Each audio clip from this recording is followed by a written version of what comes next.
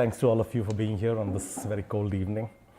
I have to concede that I have to admit that I was not familiar with the work of Professor M. Vijayan till I got this invitation, but this has given me the opportunity to familiarize myself with the work of a person who was obviously a very important figure on the intellectual left.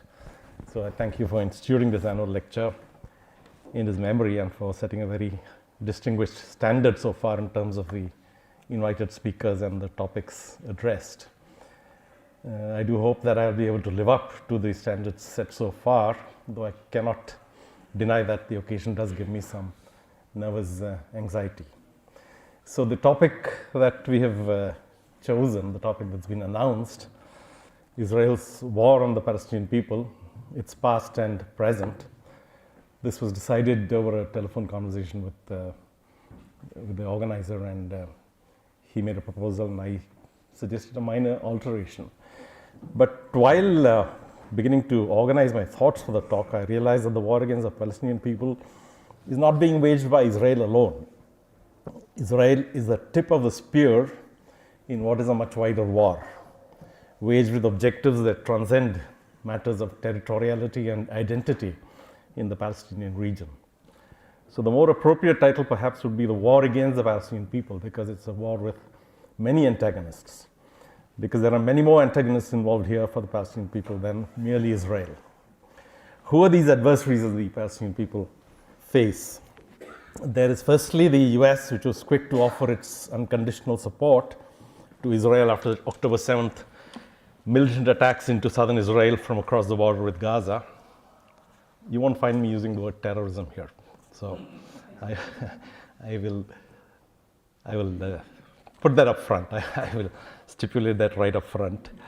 The militant attack across the border with Israel and the breadth of support that Israel succeeded in drawing at the beginning at what everybody knew would be a brutal war of extermination was represented by the visits to the country by first the US President Joe Biden, followed by the heads of government of France, the United Kingdom, and Germany.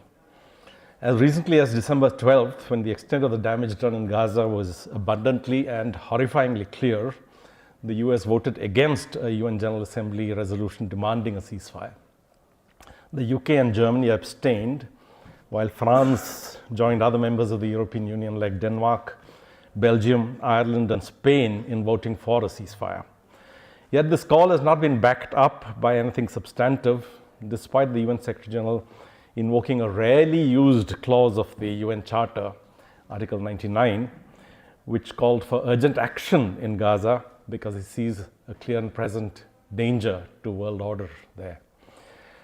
And you can see the tone of helplessness in which the UN Secretary General has since spoken about how he realizes the futility of what he's doing, but still will not give up. He'll keep trying to make that point, though more and more it's becoming clear that it's a futile gesture. The war in Palestine is also a war on thought. On the global terrain, the war on thought is seen in the witch hunt of university heads in the United States and the termination of faculty appointments of several who speak up for Palestinian rights. How could a cry for freedom from the river to the sea be distorted by the Zionist propaganda mill as a call for genocide? A call for freedom cannot be a call for genocide. How do they make that connection, right? Yet that is precisely the slogan that led to the censure of the sole US Congress member of Palestinian descent, Rashida Tlaib, whose extended family continues to live in constant danger in the West Bank. It is evident that the demand made by the Vice Chancellor, which is equivalent to the Deputy Prime Minister of Germany, on November 9th, as the German Parliament or Bundestag debated a motion on fulfilling historical responsibility, protecting Jewish life in Germany. His demand that Muslims in Germany should clearly distance themselves from anti-Semitism so as not to undermine their own right to tolerance. If you unpack the statement, you'll see a lot that is wrong with it, a lot that is very disturbing. Is tolerance a right or a responsibility? Is it something that every citizen in a multicultural context owes to people who are different? Or is it something to be earned by all who are different? In other words, do I have to earn my right to live in a tolerant society? Is it something that I owe to others who are different? Is that so? The whole onus here is being reversed.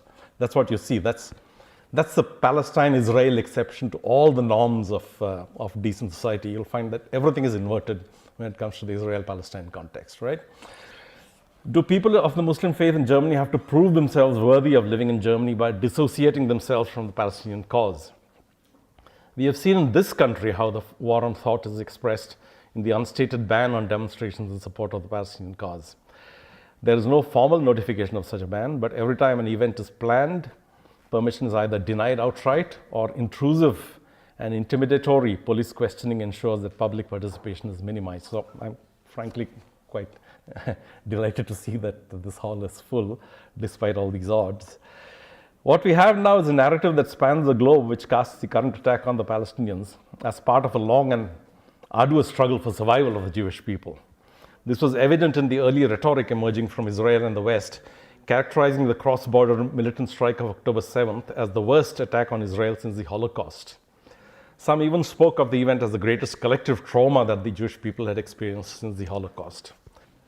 The Holocaust has been invoked as a final line of defense. Every time the Jewish state embarks upon an indefensible course, they bring up the Holocaust. That's a final line of defense of Zionism, right? But there is an essential difference. The Holocaust was a campaign of industrial-scale extermination carried out by an occupying power in the countries of Eastern Europe. October 7th was a guerrilla raid across a border that had been blockaded by Israel for 18 years after it vacated a 38-year-long occupation. And while the fog of war surrounding that day's events has not entirely been dispelled, we know that the early reports of unspeakable atrocities, such as decapitated babies and mass rapes and sexual assaults, were the creation of the Israeli propaganda mill. On December 9th, the New Yorker, a magazine of some prestige and repute, published an article by the author Masha Gessen, a person of Russian Jewish descent, now naturalized in the United States. The article was about the politics of memory, how nation states memorialize certain events in their public spaces to preserve what they see as essential values for the current and future generations.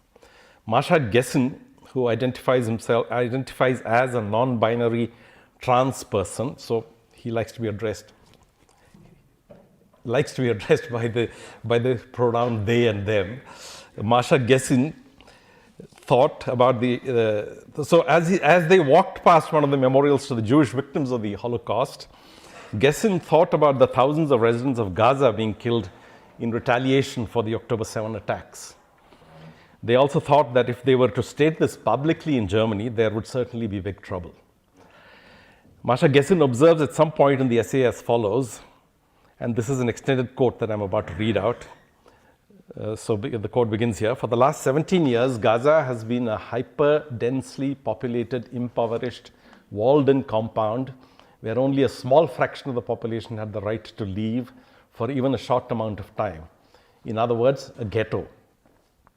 Not like the Jewish ghetto in Venice or an inner-city ghetto in America, but like a Jewish ghetto in an Eastern European country occupied by Nazi Germany, right? In the 2 months since Hamas attacked Israel, all Gazans have suffered from the barely interrupted onslaught of Israeli forces. Thousands have died. On average, a child is killed in Gaza every 10 minutes. Israeli bombs have struck hospitals, maternity wards, and ambulances. 8 out of 10 Gazans are now homeless, moving from one place to another, never able to get to safety, unquote. So that's from Masha Gessen, right? Now, anybody who has the barest familiarity with the recent events would recognize this paragraph as a fairly accurate account of what has happened and what has been happening in Gaza. Yet the comparison between Gaza and the Jewish ghetto in Europe triggered outrage. Soon afterwards, the Henrik Boll Foundation, named after the Nobel laureate novelist, and the city of Bremen announced their withdrawal from the award of the Hannah Arendt Prize for Political Thought to Masha Gessen. This is the latest, but only one instance of the extreme acts of cancel culture for anybody who dares to speak out about the atrocities that have been committed in Gaza, not merely now, but since long. Let me cite one more instance of the war on thought before moving on to the war being fought, the real war being fought with bombs and guns. This is about the Palestinian writer and teacher Rafat al-Harir, who was an important figure in the cultural landscape of Gaza. Impoverished as the Gaza Strip is after years of Israeli siege and warfare, it has a rich literary and cultural life. Rafat al-Harir was the curator of a project of writing, poetry, and visual imagery called Gaza Unsilenced, which has been running since 2014. His own writings have been published in global media outlets such as the New York Times, and he has also edited Gaza Writes Back, an anthology of short stories by young Palestinian writers. He was the founder and convener of an NGO called We Are Not Numbers that encouraged Palestinians to write about their own experiences in the English language so that they could reach a wider audience. As an invitee to a discussion program on the BBC soon after the October 7 attacks, Rafat al-Harir debunked all the analogies with the Holocaust. The more appropriate historical parallel, he insisted, was with the Warsaw Ghetto Uprising. Now, anybody who's familiar with the history of World War II would know what the Warsaw Ghetto Uprising was. This was the uprising of the Jewish quarter of Warsaw, the capital of Poland today, by people who had been in a state of imprisonment under the German occupation. The Soviet Red Army stood on the fringes of the city, and the residents of the Warsaw Ghetto expected their support when they rose up against their Nazi oppressors. But the Soviet Red Army, it is believed, held back and allowed the German occupying army to brutally crush the uprising at tremendous cost to human life before moving into, quote unquote, liberate the city. Right? So Warsaw, so this is Rafat al-Harir saying that the attack is not like the Holocaust. The attack is more like the uprising of the Warsaw Ghetto. Now you can see the parallels. This is the occupied people who are rising up against their occupiers and the oppressors, as happened in Warsaw. So here was another person drawing a comparison between Gaza and the European ghetto and debunking spurious invocations of the Holocaust. He was, of course, shouted down on the BBC program, and his remarks later condemned as deeply offensive. And he suffered a fate much worse than the mere withdrawal of an award. On December 7th, Rafat al-Harir was assassinated by a targeted missile strike by the Israeli Defense Forces. Rashid Khalidi, a scholar of Palestinian descent based in the US, and now we'll have occasion to refer to this name, this family name later, because Rashid Khalidi is one of those rare Palestinians who can trace a continuous family history back to the 11th century. The Khalidi family archives in Jerusalem is a repository of works of literature in Arabic and classical Aramaic and so on, going back to the 11th century, right? So the whole question of Palestinian lineage in that region is answered in the family history of Rashid Khalidi, right? So he is a scholar of Palestinian descent based in the US. He's in Columbia University. He holds a chair named after Edward Said, another distinguished Palestinian intellectual and scholar. Published a book 3 years back titled The 100 Years War on Palestine. The subtitle reads, A History of Settler Colonial Conquest and Resistance. So Khalidi identifies 6 phases in this war of conquest of Palestine, stretching over 100 years. The first declaration of war was in 1917, Balfour Declaration, yeah. And this phase in the war goes on till 1939. And then came the second declaration of war in 1947, which culminates in the creation of the State of Israel in 1948. The third declaration of war is in 1967, and that is when the 6-day-long blitzkrieg by air and land, Israel gains control of the entire territory of historic Palestine. And the fourth declaration of war is in 1982, when Israel launches a full-fledged military offensive against Lebanon in a bid to expel the Palestinian freedom fighters from the country. And then we have the fifth declaration of war in 1987, when the first Palestinian uprising or intifada begins. Now, there could be an argument that this is the second intifada, because actually the first intifada was in 1936-39, before the creation of the State of Israel. But first intifada is the usual terminology. And this phase ends in 1995 with the signing of 2 Oslo Accords in a pretense of bringing peace with justice for the Palestinians. And then comes the 6th declaration of war in 2000, with Oslo process effectively dead. The endpoint that Rashid Khalidi identifies for this phase of war is 2014, when the 51-day war against Gaza takes place with massive casualties. What is going on today could be regarded as an extension of the sixth declaration of war, or as the inauguration of an entirely different phase. It could be, you could call it a seventh declaration of war, but that's a matter of opinion. But what cannot be doubted is that there is a deep organic connection between each of these 6 or 7 phases, and its arc bends quite clearly towards ethnic cleansing, perhaps genocide. On December 4th, a statement issued from the United Nations Relief and Works Agency, UNRWA it's called, the source for most essential supplies and services in Gaza, spoke of a repetition of horrors from past weeks. Civilians, I'm quoting from the report, civilians including men, women, children, older persons, the sick and people with disabilities were the most to suffer. People who had more than once fled the war in other parts of Gaza were being targeted afresh. Evacuation orders by Israeli armed forces had pushed people into what is less than 1/3 of the Gaza Strip. No place is safe in Gaza, it said, whether in the south or the southwest, whether in Rafah or in any unilaterally so-called safe zone. And then on December 7th, we had a statement from the global head of Oxfam, the British NGO, and this is what she says. Israel's so-called safe zones within Gaza are a mirage, unprotected, not agreed or trusted, not provisioned, and not accessible. We fear that masses of terrified people will be forced beyond Gaza itself under the guise of safety. And this is a key point that she makes. This would force the humanitarian system into an impossible choice between helping civilians and being complicit in their forced deportation, right? The only way they can get the humanitarian assistance that they so desperately need is by exiting Gaza altogether, which is equivalent to forced deportation. So Israel is seeking, without stating it out clearly, the forced deportation, the forced depopulation of Gaza. Genocide is a clear object, and if intent is to be proven, Israelis, starting with the top political leadership, have offered up a slew of genocide-adjacent statements since October 7th.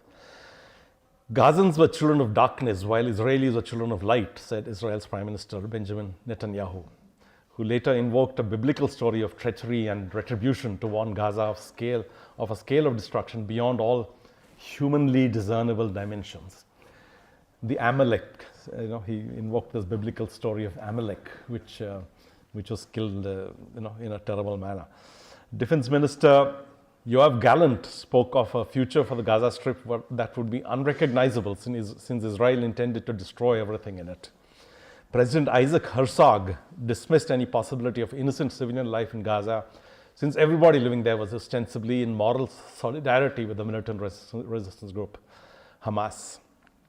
Gideon Saar, a former deputy prime minister, now inducted into the war cabinet, spoke of Gaza ending up both smaller and lesser, indicating that it would be abbreviated territorially and substantially depopulated, right? It will be both shortened in terms of the territory, in terms of the area, and the population will also be diminished entirely through tactics of military terrorism, right? Danny Danon, a former ambassador to the UN from Israel, now a member of the Israeli Knesset, spoke of the best humanitarian solution being the dispersal of Gaza's population. Countries that cared should step up to do their bit by taking in Palestinians from Gaza in their tens of thousands. And with even greater crudity, former Israeli cabinet minister Ayelet Shaked spoke of converting the Khan Yunis refugee camp in Gaza, a teeming place of Palestinian settlement, into a football field, and then taking advantage of the destruction that Israel would wreak upon them to tell the world that each country should take a defined quota. We need 2 million to leave. Honestly, that's the solution. So the entire population of the Gaza Strip has to be evicted, has to be sent to different parts of the world. Is this the brutal climax of the settler colonial project, formally inaugurated in the Palestinian homeland in 1917, which gained a new impetus with the breakdown of the tenuous European order forged after World War I? From the declaration of the State of Israel in 1948, the brutal momentum of the settler project encountered headwinds from elsewhere in the world, where colonialism was being dismantled and new sovereign states coming into being. So Israel, from the moment of its birth, has been running contrary to the tide of history, right? The rest of the world was decolonizing. Settler colonialism was being defeated all over the world. It was being defeated in Algeria. It was defeated in South Africa, but that came much later. Zimbabwe also came later. But nevertheless, the tide was moving in that direction. Israel, the tide has been moving in exactly the opposite direction. As Edward Said has pointed out, nationalist consolidation in much of Europe through the latter half of the 19th century led to the commonly held view of the Orient as a, quote, geographical space to be cultivated, harvested, and guarded. It had no people. It was just a blank space with no culture, no people. It was the kind of divine mandate that had been given to the white European civilization to bring culture to these areas. That was the implicit kind of assumption of colonialism. This is Edward Said in his the great classic work, Orientalism.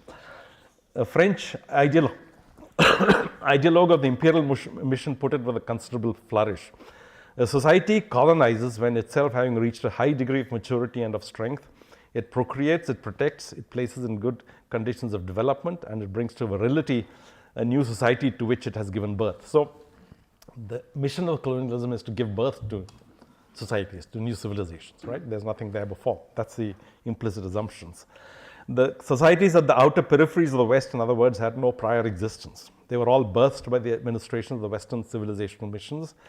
And to complete this, okay, I can avoid that, I think. So basically, that's how the Zionism begins as a political movement in Europe, with the slogan that the land without a people for a people without a land, right? Palestine is regarded as land without a people, and the Jewish people in Europe as a people without a land. So it is appropriate and it would be just for that land without a people to be occupied by the people without a land, right? Zionism is a movement that began in late 19th century Europe at a time when the continent as a whole was oscillating between an expansive vision of humanism and a narrow parochial nationalism, right? There were two kinds of political tendencies there. One was kind of more and more inclusive, trying to create wider, more universal kinds of cultures. The other was trying to confine politics within narrow parochial bounds. Colonialism and empire were given and had more or less reached the limits of its expansion with the division of Africa in the last quarter of the 19th century. The Jewish people themselves, emancipated in most parts of Western Europe, were contributing to the arts, sciences, culture, and literature of the time in a manner that had no precedent, right? I mean, we all know what the great contributions that European Jews made to the collective culture all through the 19th and early 20th centuries. It was, as the historian E.J. Hobsbawm has pointed out, a time when the political revolutions and social reforms enabled the Jewish people to, quote, make the second major contribution to world civilization since their original invention of a tribal monotheism that gave universalist ideas to the founders of Christianity and Islam. So, that's the kind of lineage of the Semitic religions, right? You have Judaism, Christianity, and Islam.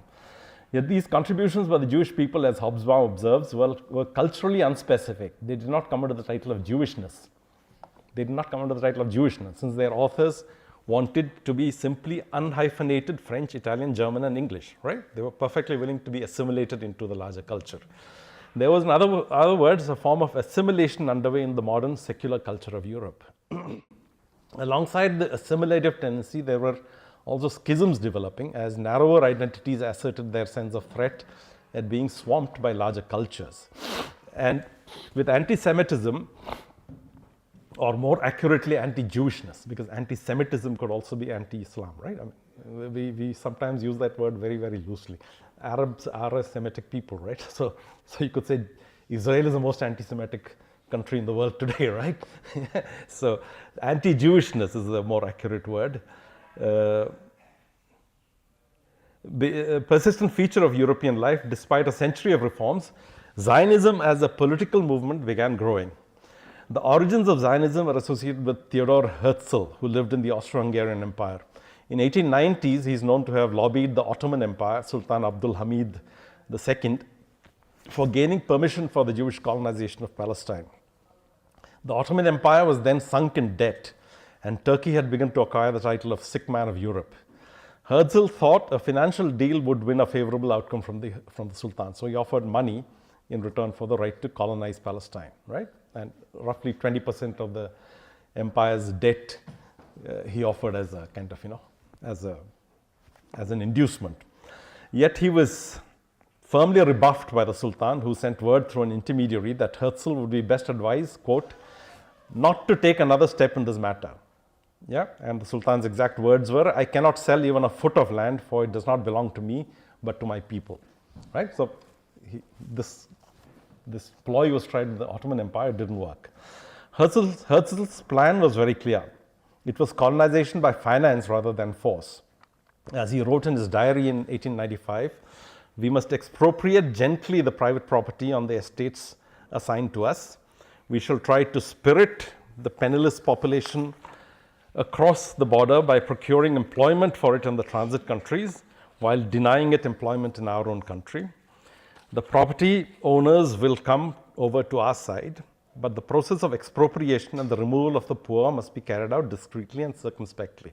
So it was not about colonization, no, it was about taking possession of the land and clearing it out of the population that existed there earlier.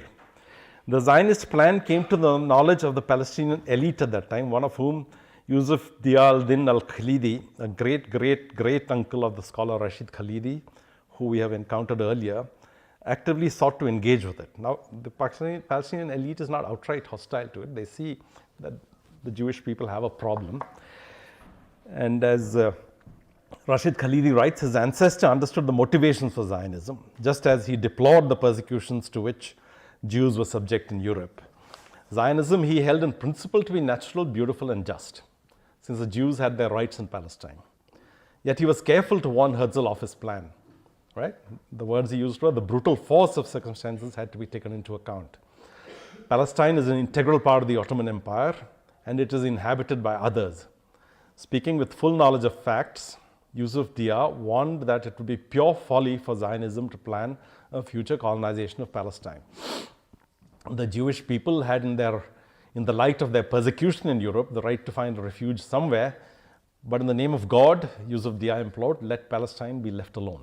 Now Herzl responds to this by saying that, why worry? The Jewish people will come there with their industry, their money and everything, and they'll make the place prosperous for everybody. So, so why worry about that? Now, basically, he just didn't engage with the fact that there is already a settled population, a culture, and so on, which has been thriving in that area for centuries, for millennia, in fact.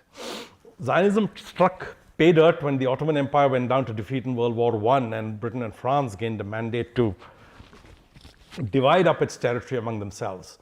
This was, of course, a secret deal that the two imperial powers arrived at, even as Britain was promising the Arabs, in return for their support in the war effort, a state of their own in the aftermath of the Ottoman collapse. Right? They were double dealing. They were saying one thing to the Arabs, one thing to the Jews, saying another thing in public. But even as the details of the secret deal, called the Sykes-Picot Agreement, were being made public by the Bolshevik revolutionaries in Russia, Britain came out with the Balfour Declaration, promising that it would look with favor on the creation of a Jewish homeland in Palestine. So that was what Rashid Khalidi has called the first declaration of war against Palestine. What was it that motivated this Balfour Declaration, named after the British Foreign Secretary of that time? Certainly, it was not any kind of special affection for the Jewish people. Arthur James Balfour was a notorious racist, white supremacist, and anti-Semite. In 1905, when he was a prime minister of Britain, he had passed legislation prohibiting Jewish immigration into Britain.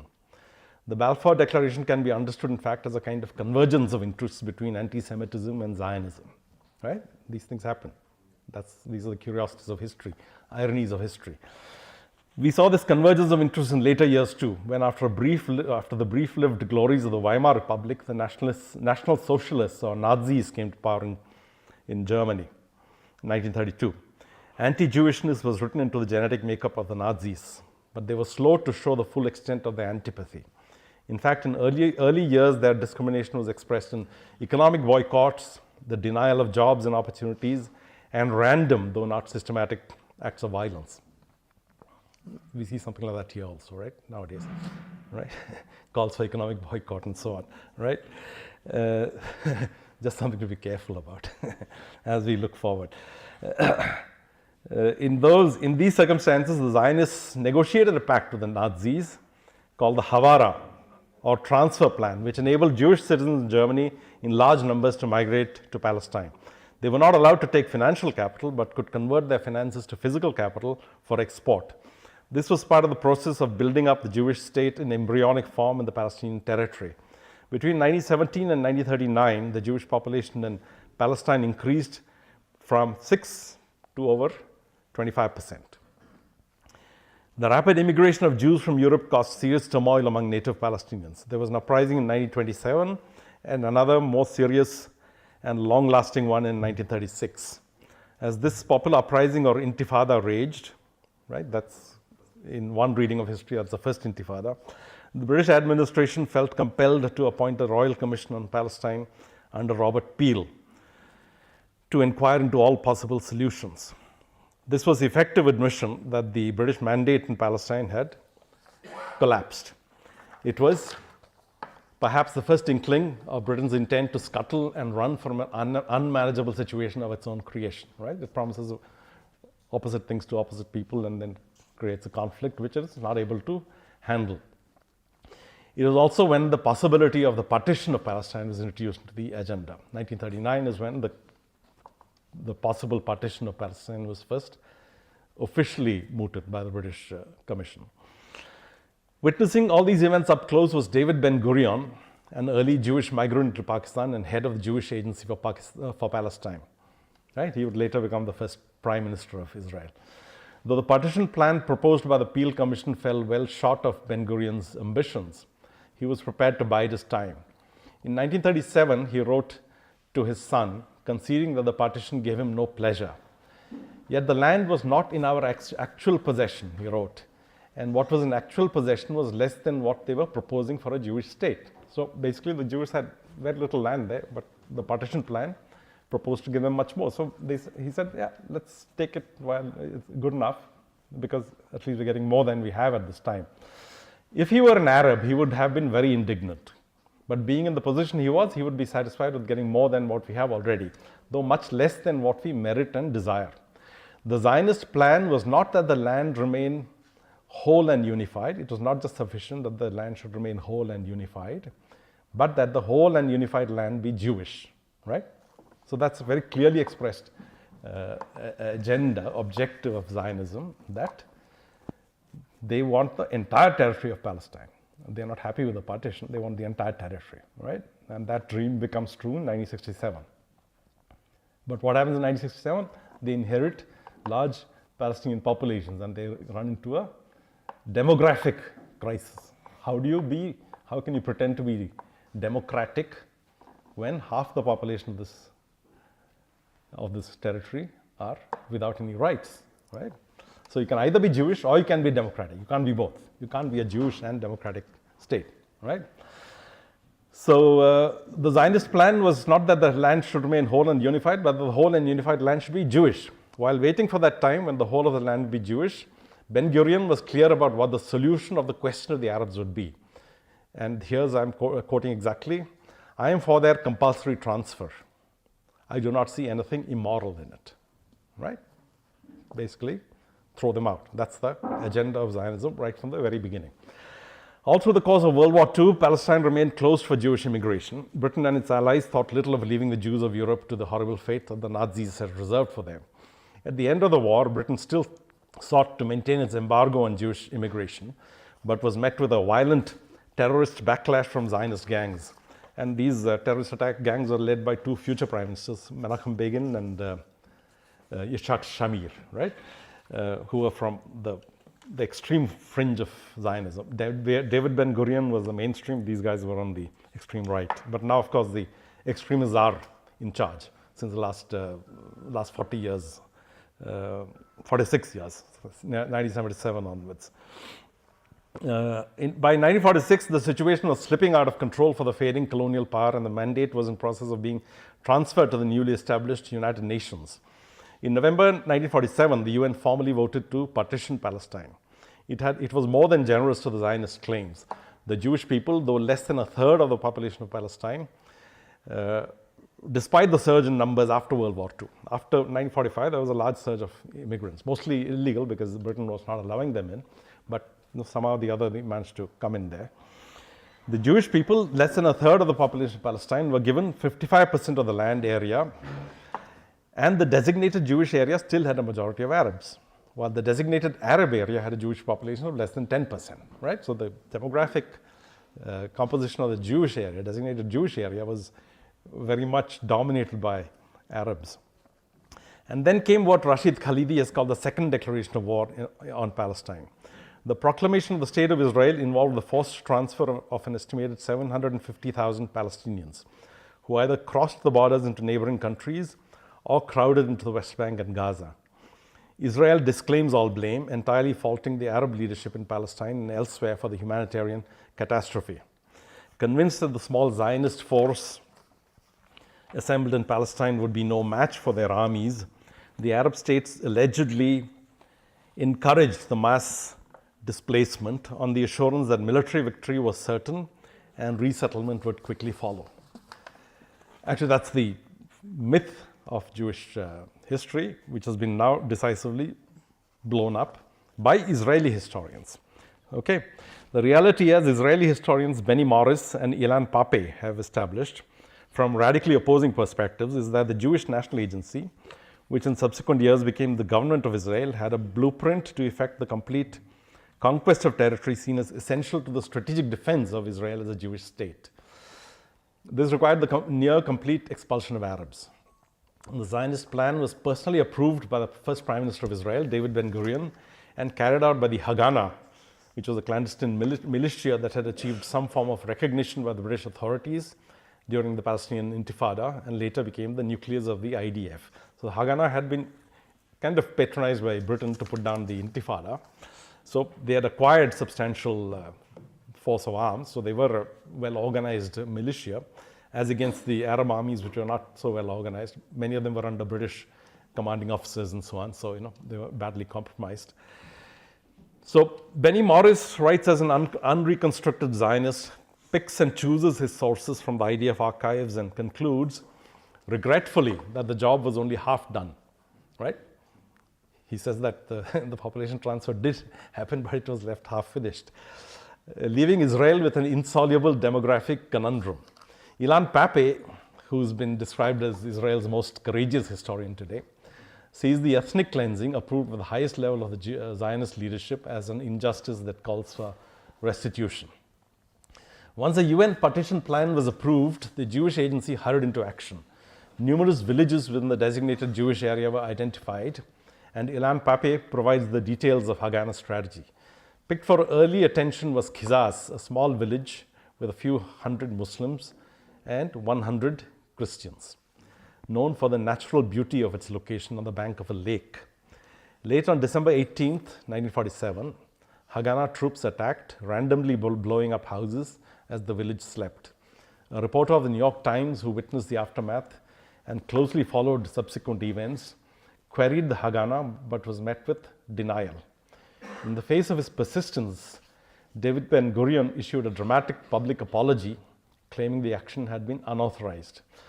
Just a few months later, in a public speech, he listed it among the successful operations carried out by his military wing, right?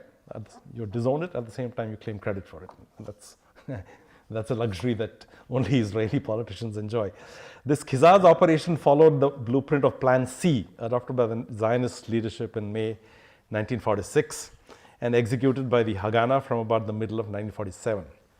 The typical mode for carrying out military operations was laid out in clear detail. All these documents have come to light in the archives of the Israel Defense Forces, and they were opened up, I think, some 20 years back, and that's enabled a lot of research. So that's how Benny Morris and Ilan Pape have managed to uncover all these details. The typical mode of carrying out these military operations is laid out in clear detail. The village will be surrounded by a force whose size will vary with the circumference of the village and the resistance expected. A part of this force, at least half, will enter the village and carry out acts of sabotage by setting fire to and blowing up targets. If the objective is general punitive action, everything possible should be set on fire, and the houses of the instigators and participants in operations must be demolished.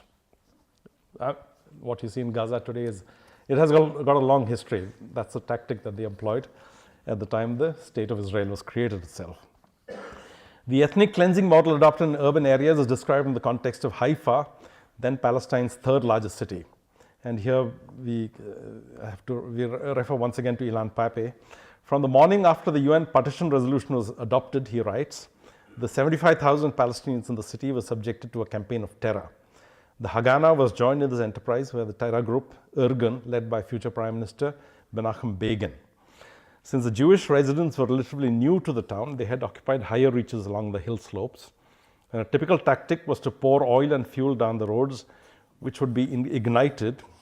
And when panic-stricken Palestinians came running out of their homes to try to extinguish these rivers of fire, they were sprayed with machine gun fire. Okay, so Benny Morris records that by July, 2 months after Israel's declaration of independence, only some 3,500 of Haifa's pre-war Arab population of 70,000 remained in the city. 70,000 is down to 3,500. And most of this happened, the flight began in December 1947, but the April of 1948 was especially catastrophic when the Haganah laid siege to the city and finally conquered it. Ben Gurion had clearly spelt out how he saw the future of the city when he visited early in May 1948. This is just before the declaration of the State of Israel. Like May 14th is when it's declared. This is just a few days before. The number of Palestinians was not to exceed 15,000, of which 2/3 would be Christians, 1/3 Muslims. These communities were to be concentrated in two distinct parts of the city. And the months that followed, these plans of displacement and concentration were carried out by newly empowered Jewish military administrators. The depopulation project, moreover, was even more successful than envisaged. As against 15,000 that they conceived of, they actually managed to reduce the population of Arabs to 3,500. The Palestinian historian Walid Khalidi, another member of the Khalidi clan, it's a very large and distinguished family. He's of course senior to Rashid, he's an old man, he's a doyen of Palestinian historians. The historian Walid Khalidi documents how the Zionist aggression under the guidance of Plan D scaled new heights as the British departure neared. Now Plan D is for areas that were outside the Jewish area as designated by the UN, right? You know, the UN plan gave them 55% of the land, but they ended up with close to 80%. So this was for the territory outside the designated Jewish area.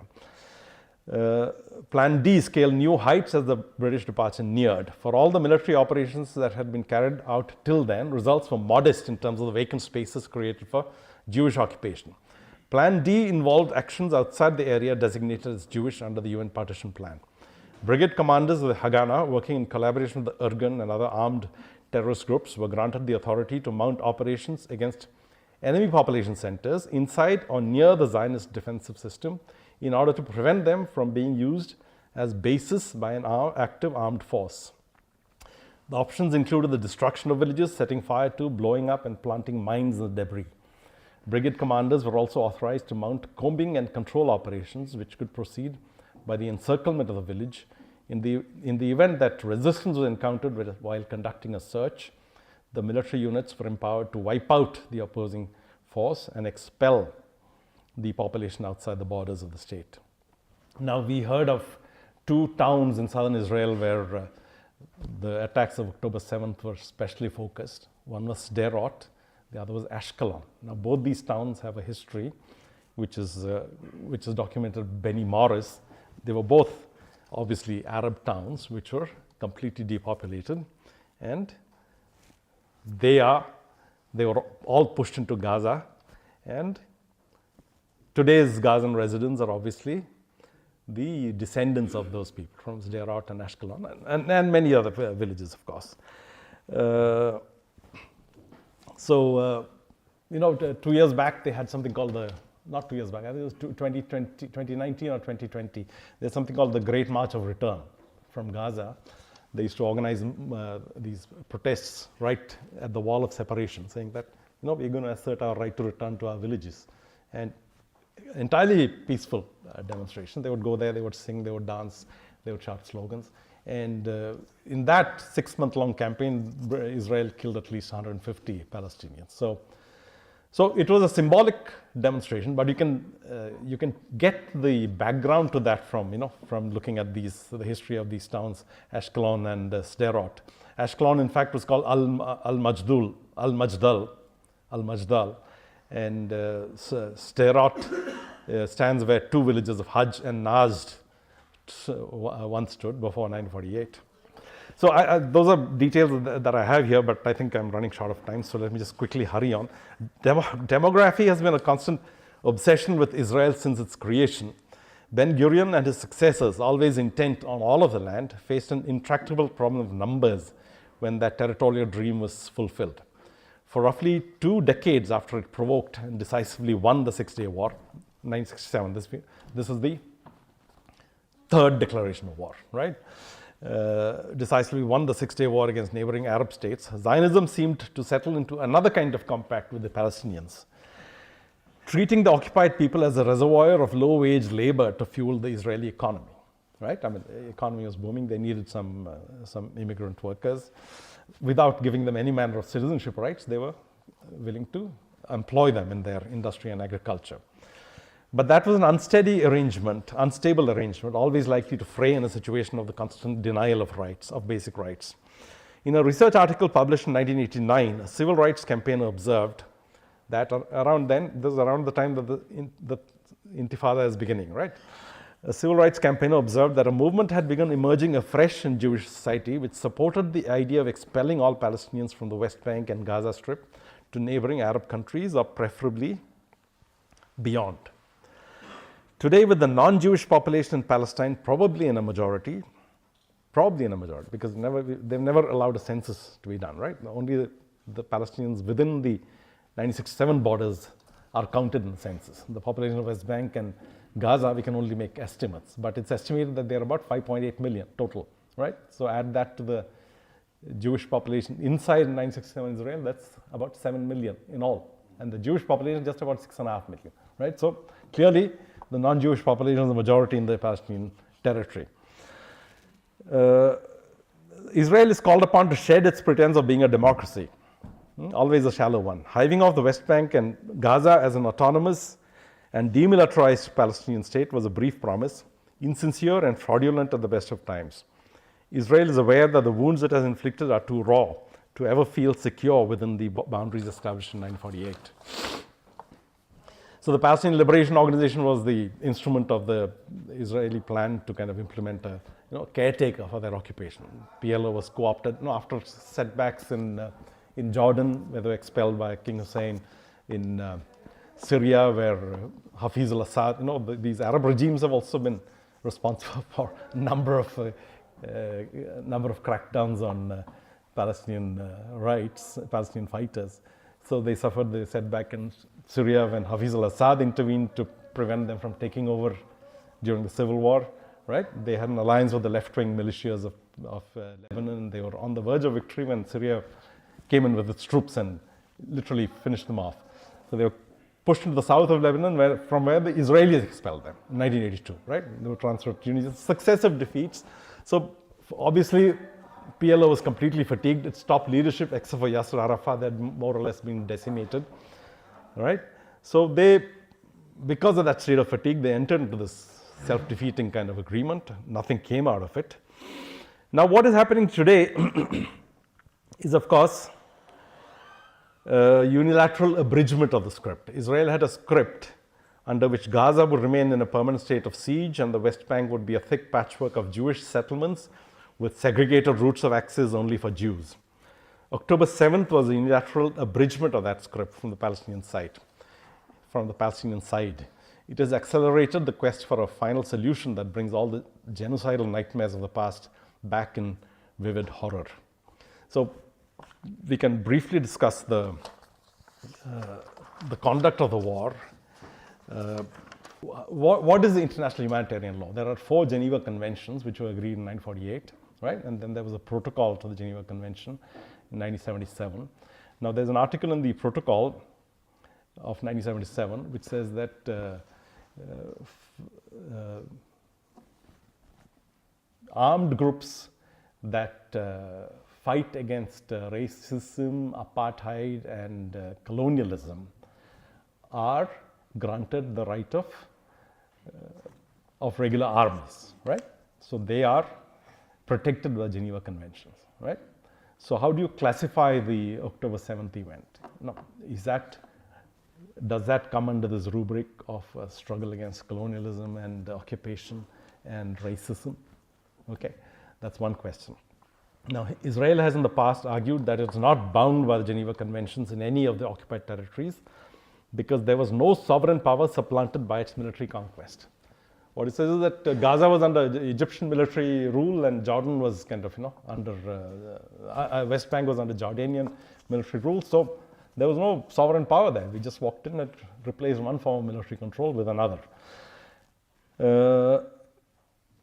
This perspective has been rejected by virtually every expert body since the language of the Geneva Conventions creates no such distinctions.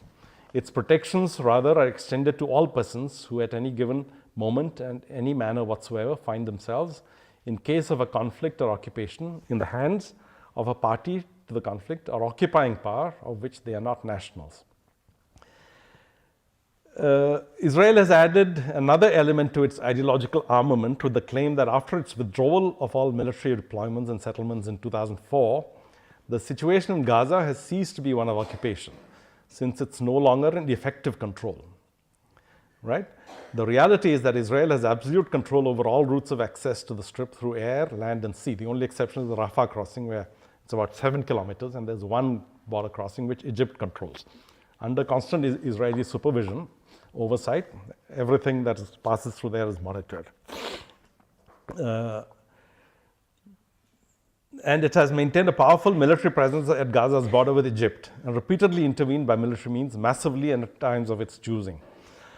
In 2007, it fomented a series of pitched battles between Hamas and the rival resistance group Fatah in an effort at overturning the results of the Palestinian National Council election of 2006, which the former had won. Hamas actually has contested in an election which has been certified as free and fair by international observers and won that election, right? It got some 44% of the vote against about 40% for the Fatah, for the PLO. Effectively splitting the two and confining Hamas to Gaza, Israel ratcheted up the severity of its blockade of the territory. Israel justifies the blockade on the ground that it's engaged in an armed conflict with Hamas, right? In 2010, when a Turkish ship bringing essential food and medicines approached Gaza's shores, it was interdicted by an Israeli naval task force. Commandos forcibly boarded the ship and killed 9 peace volunteers on board, claiming the alibi that they had met with violent resistance. Israel argued before a formal inquest that it was in a state of war with Gaza, which made its blockade legal and its interdiction of the Turkish ship a permitted action. So, what is the status of Gaza? I mean, if Israel is already in a state of war with Gaza, then how do you view the events of October 7th, right? Okay, we can concede for purposes of argument that there has been atrocities committed by the Hamas fighters in southern Israel on October 7th. But this is not a case that Israel alone has the right to be judge, jury, and executioner over, right? It's a case which calls for some manner of adjudication by impartial global tribunals, right? And if that is the procedure that alone can bring some form of kind of closure to this bloodshed and this carnage in Gaza, then Israel should also be subject to the same rules of procedure, right? And it is most discouraging that there is a body called the International Criminal Court, which so far, since its creation about, I think, roughly 20 or 25 years back, has distinguished itself by only going after African soft targets, African leaders, right? It's brought a number of them to book and including the incumbent president of Kenya. They were trying to put him behind bars. The man has won an election. They were trying to put him under trial. The prosecutor, chief prosecutor, is a chap called Karim Khan. He's a British national of Pakistani origin, and he's considered to be a total washout. So anyway, that is the whole point. When Israel declares war on Gaza on October 7th, what was the state prevalent before October 7th? It was already in 2010 by its own submission before an international tribunal inquiring into the attack on the Turkish ship. It was already in a state of war, right? So the Hamas action that day has to be viewed in that context. So if Israel was already in a declared state of war with Gaza till the morning of October 7th, the events that day were obviously part of a continuum. UN Secretary General Antonio Guterres did no more than point this out when he set off a frisson of Fox outrage from the Israeli ambassador to the world body, who called on him to resign and announce that all cooperation with its agencies would cease. That is yet another instance, one among an infinite number, when Israel has used bluster and bullying with the connivance of the US to force certain themes off the global dialogue. But obviously, this is a moment of decision, because at year 75, since the declaration of the State of Israel, things have come full cycle, and the agenda of Zionism, which was always obvious to anybody who bothered to look, but which the Western nations, the allies of Israel, somehow managed to turn their eyes away from, because it was effectively an agenda for ethnic cleansing, if not genocide, has now come out in full kind of public view. And it's a challenge to global order. It's a challenge to our sense of morality. It's a challenge to our sense that in 1948, after 2 rounds of global warfare, industrial scale warfare, which claimed millions of lives, we had arrived at a kind of a set of norms and laws which would ensure some degree of peace. Peace with justice, because peace without justice is, of course, just a pretense. It's just an absence of war, right? Peace without justice is just an absence of war. It's not a real state of peace. So this challenges the entire, all these assumptions that we have lived with. And I guess if we don't come up with answers, not just in terms of doctrine or theory, but in terms of actual practical outcomes, we're going to witness unending warfare. I mean, this could be just be the beginning of a much wider conflagration.